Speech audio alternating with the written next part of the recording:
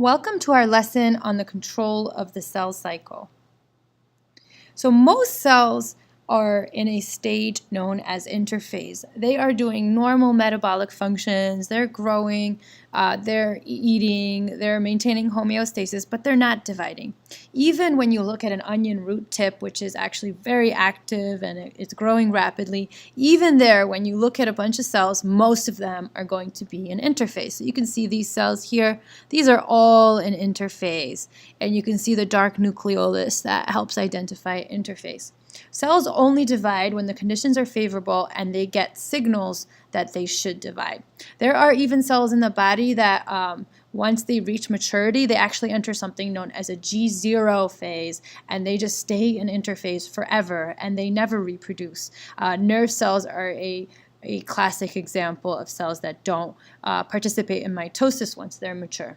So how do cells know when to divide? How is the cell cycle regulated? Those are the questions we'll be investigating today.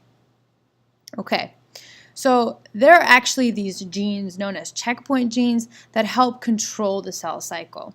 And they produce substances, including proteins, that cause the cell cycle to either advance and move along from G1 to S to G2 to mitosis, or they pause the cell cycle and they tell the cell to wait and not go forward. Checkpoint genes monitor a lot of things. They monitor, for example, DNA copying. Did you copy all of the DNA during S phase? Because if you didn't, you better not go ahead with splitting the cell because you need 2 complete copies for your 2 daughter cells. Checkpoint genes will also check, okay, you copied the DNA, but how is the DNA? Is it damaged? Are there mutations? And it will fix those mutations before proceeding. Genes also monitor nutrient availability. The cell isn't going to reproduce if there's not enough nutrients in the environment. And then cells are also very sensitive to growth factors that will stimulate cell division. There are a special class of proteins called cyclins that are very important at these checkpoints. They're important regulators in the cell cycle, and they help the cell progress if conditions are favorable. So there are a couple major checkpoints in the cell cycle. And you want to think of a checkpoint as an inspection station where we make sure everything is the way that it should be before the next stage can follow. So there is a G1 checkpoint. So the cell is growing during G1 and then it hits this checkpoint. And here the cell is going to assess if it's healthy, if the environment is good, if there's enough resources, if conditions are good to reproduce. And if they are, the cell is going to pass this checkpoint and it's going to go to S phase. If conditions are not favorable for mitosis, the cell is going to enter a resting period. The second checkpoint happens after G1, after S phase. Remember, in S phase, we copy all the DNA, and then we hit G2, the second growth phase, the second gap phase, and we hit the G2 checkpoint. And at this point, the cell is going to check the DNA. Is all the DNA copied? Is the DNA copied correctly? And it can actually help fix mistakes in the DNA. If everything checks out, DNA is perfectly copied, then mitosis is going to be triggered by these cyclin proteins, and we can enter mitosis. During mitosis, there is an individual checkpoint, and that checkpoint is actually occurring during the process of metaphase. And during metaphase, the cell is going to make sure that the chromosomes are lined up perfectly in the center of the cell and they're not lined up inappropriately, because the next thing that happens is we're going to rip apart the sister chromatids. So we're going to make sure everything's lined up perfectly.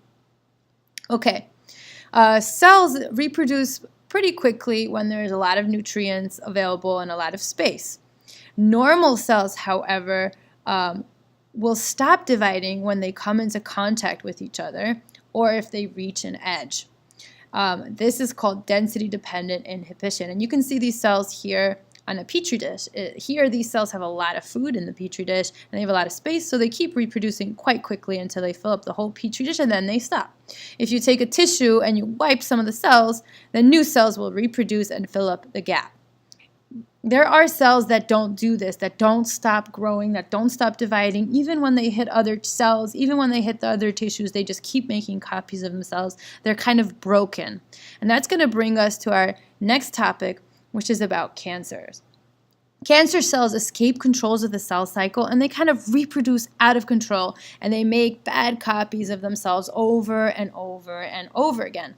What happens here in cancer cells is there's damage to their DNA and that damage causes them to ignore those checkpoints. It's kind of like when a cop pulls over a car that like just ran a red light and that car won't stop at the checkpoint. It just keeps driving and causing a mess and causing accidents. Those are cancer cells. They don't stop at the checkpoint. They don't listen to those proteins. And they can actually spread to other tissues. They can spread through the circulatory system.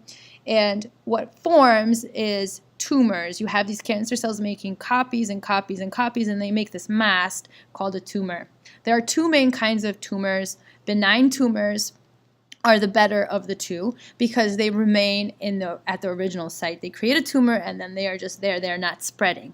Malignant tumors are spreading to other locations by something known as metastasis. That is the worst of the two. There are different cancer treatments, and we are coming a long way with them. We're constantly coming up with better medicines, better therapies, where more and more people are surviving. Localized tumors, so those benign ones, can be treated with surgery where you remove the tumor, or you can use radiation. Chemotherapy is used for tumors that have spread throughout the body system. Chemotherapy attacks quickly dividing cells, and the unfortunate side effect of that is that cancer treatments like chemotherapy don't only target cancer cells, they can attack immune cells and they can attack like sperm cells, for example, because those are also rapidly reproducing cells. Newer treatments try to come up with drugs that aren't so hard on the body as chemotherapy is. So there's different types of cancers, and they're classified by their origin. Carcinomas arise in external or internal body coverings, and they include the most common forms like skin, lung, breast, and other organ and gland cancers. There are sarcomas that are in supportive and connective tissues, and leukemias and lymphomas are in blood-forming tissues. So this is how breast cancer is growing. There's a tumor growing from a single cell, it's spreading, it invades neighboring tissues, it's ignoring those checkpoints, and then it can spread through lymph and blood vessels to other parts of the body. Breast cancer is commonly used in examples, but doesn't necessarily mean that women are more likely to get cancer than men. Actually, cancer affects men more commonly than it affects women. Okay, so this is very depressing. And a lot of times we wonder, like, why isn't all the money that's being given to research effective? Why aren't we, like, curing cancer? Why aren't we coming up with a solution? And the answer to that is that it is working, and we are fighting cancer. We're coming up with better treatments. And if you look at the data, death rate from cancers has declined a huge amount, 27% since 1991, due to increased awareness, better screening techniques, fewer people smoking, better treatment options. So there's a lot of people who are surviving now who didn't survive if they got cancer in the 90s. Here are some specifics. There's a 48% decline in lung cancer. There's 23% decline for women suffering from lung cancer, 40% decline from deaths from women with breast cancer. There's a 51% decline in deaths from prostate cancer and 53% from colorectal cancer. So there's a lot fewer people who are dying from these diseases because we are making huge advances. Here's another graphic showing you in 2014, there were 14.5 million people who beat cancer, and that number is expected to be 19 million by 2024. Childhood cancer, we're seeing huge wins. The number of kids who are beating cancer is up to 83% between 2005 and 2011 compared to how it was in the 80s. Americans are smoking less, they're being more health conscious, they're getting more good screenings, we're coming up with new treatments, there's targeted therapies that are unique to the individual and can help target a specific type of cancer in that individual. So we are making strides, we are taking steps forward, so it's not all negative. The last thing that we're going to discuss today are things known as telomeres. In 1997, this guy, a geneticist, Wilmot, was the first one who cloned a mammal. And that mammal became very famous and was called Dolly the sheep. And she was pretty healthy at first, but pretty quickly she started to show signs of aging really fast. She got arthritis, lung disease, and she ended up passing away early. And scientists were trying to troubleshoot and figure out why she died so fast, and they realized that it was probably because she had abnormally short telomeres. So what are these telomeres, and are they important? To the second question, yes, they are important. They are actually non-coding DNA sequences in eukaryotic chromosomes that are at the end. So here's a chromosome, and here's like good DNA that's really important, and at the end of the DNA are these, basically it's like nonsense. It's just a bunch of DNA at the end that is here, and it doesn't really code for anything, but it acts like a buffer. They provide a buffer against the loss of the more valuable internal DNA, because what happens is that every single time the DNA is copied, you lose some of the information at the ends of the DNA. And this telomere is here so that you're not losing this internal DNA, you're using bits from the end. You're losing some of the telomere. When the telomeres become too short, the checkpoint genes are going to stop the cell cycle. They're going to stop that cell from dividing, and that cell is going to die. So most of the cells in your body can only divide a certain number of times, and then they're done.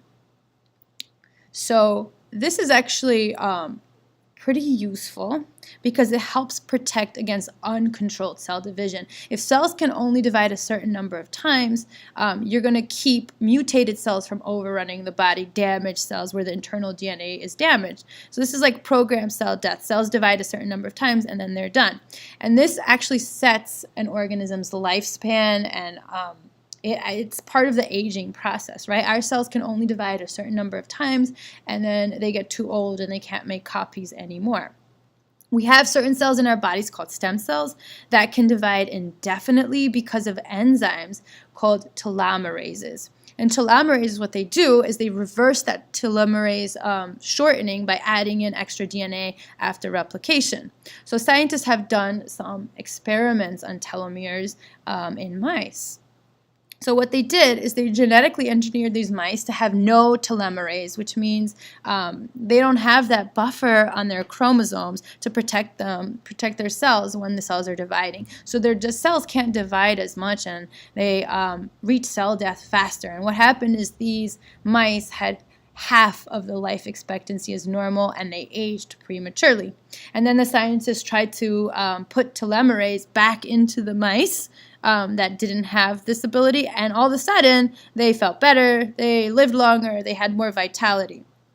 Because of this, telomerase might hold a lot of therapeutic promise to help fix aged tissues and slow down the aging process. Maybe this will lead us to like the fountain of youth, and maybe 30 years from now, people will be living to 200 to 300 years. But it comes with a negative side, because remember, the telomere, like the limits on cell division, help prevent all kinds of cancers from taking over the body and all kinds of mutated cells from taking the body. So if we just give cells a lot of telomerase, that could cause problems. Cancer cells have high levels of telomerase.